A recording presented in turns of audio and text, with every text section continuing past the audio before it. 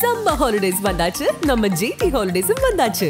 GT Holidays, South India's #1 travel brand. இசைஞானி இளையராஜா இசையில் யோகி பாபு மற்றும் பூமிகா நடிப்பில் உருவாகியுள்ள த்ரில்லர் திரைப்படம் ஸ்கூல் மே 23 முதல் திரையரங்குகளில். Meenakshi Academy of Higher Education and Research. Admissions open. Apply online. நம்மிடையே தற்போது குபேந்திரன் அவர்கள் மூத்த பத்திரிகையாளர் இணைந்திருக்கிறார். இந்த பாமகவில் நடக்கக்கூடிய இந்த விவகாரத்தை எப்படி பாக்குறீங்க? தினமும் ராமதாஸ் அவர்கள் கட்சி நிர்வாகிகளை சந்திச்சுட்டு இருக்கார்.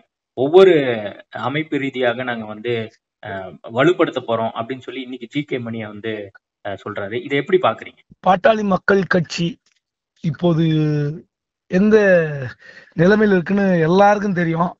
ஆனா ஜி.கே. மணிக்கு மட்டும் எப்படி தெரியலன்னு தெரியல. இந்த சலசலப்பு அடங்கணுங்கிறாரு.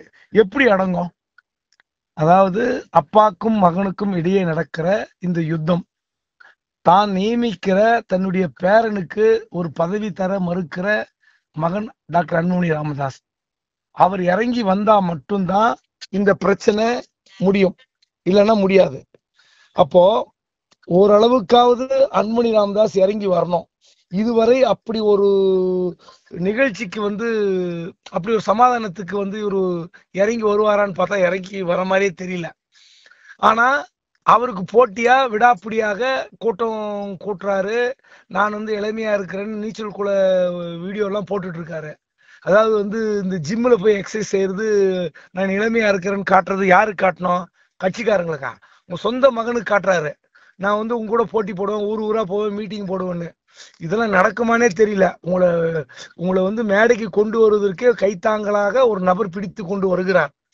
அப்படிப்பட்ட நேரத்தில் நீங்க மகன் கிட்ட சண்டை போட்டு ஜெயிக்கிறதுக்கு முடியுமானே தெரியல. இத்தனை ஆண்டு காலமாக அப்பாக்கும் மகனுக்கும் இடையே நடக்கிற போட்டியில அம்மா சரஸ்வதி எங்கேயாவது ஒரு கட்டத்துல சமாதானம் ஆகி 2 பேரும் சரி செய்வாங்க. ஆனால் இந்த முறை அவர் சரஸ்வதியுடைய சமாதானம் கூட எடுபடாது போல தெரியுது. இதுக்கு காரணம் ஒன்னே ஒண்ணுதான். இந்த கட்சி 3ஆம் தலைமுறை வாரிசுகள் மோதி கொள்கின்றன. இப்ப அப்பாக்கு மகனை விட பேரன் முகுந்தனுக்கும் அன்புமணி மகள்கள் யார் இந்த கட்சியை கைப்பற்றுவது, அந்த மோதல் தான் பெருசாயிட்டு இருக்கு. இது எப்படி போய் முடியும்?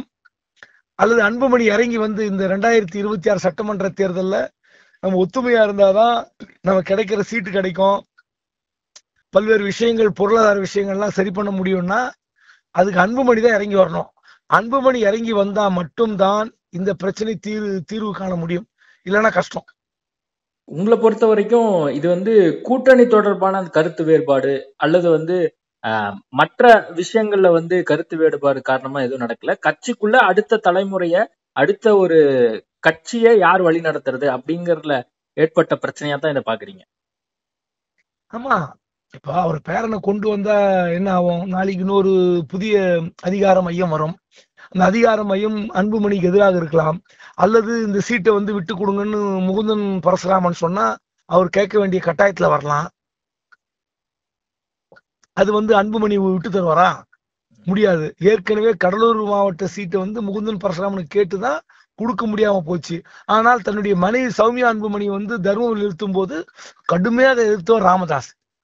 மருமகளை நீ நிறுத்தவே கூடாதுன்னு சண்டை போட்டாரு. அதனால குடும்பத்தில் நடந்த சண்டை பெரிய சண்டை. அதே மீறி அன்புமணி நிறுத்தினார். அவருக்கு அந்த வெற்றி கூட கிடைக்கல. ஆனா சுலபமா ஜெயிச்சிருக்க வேண்டிய தொகுதி அதிமுக கூட்டணி போட்டிருந்தா நிச்சயமா தர்மபுரி ஜெயிச்சிருக்கோம். அதையும் விட்டுட்டாரு. அப்போ அவர் கூட்டணி ஏற்படுத்துவதில் ஏற்படுகிற சிக்கல், திமுக பக்கம் சாய்ந்து விடுகிறார் என்ற ஒரு பிரச்சனை, இதெல்லாம் இருக்கும்போது ராமதாஸுக்கு ஒரு நெருக்கடி இருக்கு. இது அன்புமணியால் கொடுக்கப்படுகிற நெருக்கடி ராமதாஸுக்கு.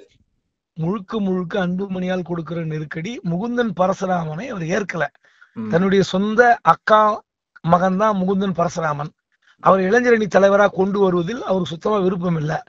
ஒண்ணு ராமதாஸ் இறங்கி வரணும், சரி பேரனை ஏத்துக்காதுன்னு அவர் இறங்கி வரணும், இல்ல அக்கா பையனை ஏத்துக்கிறேன்னு அன்புமணி வரணும். இந்த 2 பேரும் எந்த புள்ளியில் ஒற்றுமையாக இணைகிறார்கள், அதுதான் கட்சியோட நல்லதுக்கு இருக்கும். அது எப்ப நடக்க போகுது தெரியல. ஒருவேளை தேர்தல் நெருக்கத்துல ஏதாவது ஒரு சமாதானத்துக்கு வரலாம். ஓகே சார், தற்போதைய தகவலுக்கு மிக்க நன்றி. சம்மர் ஹாலிடேஸ் வந்தாச்சு, நம்ம ஜிடி ஹாலிடேஸும் வந்தாச்சு.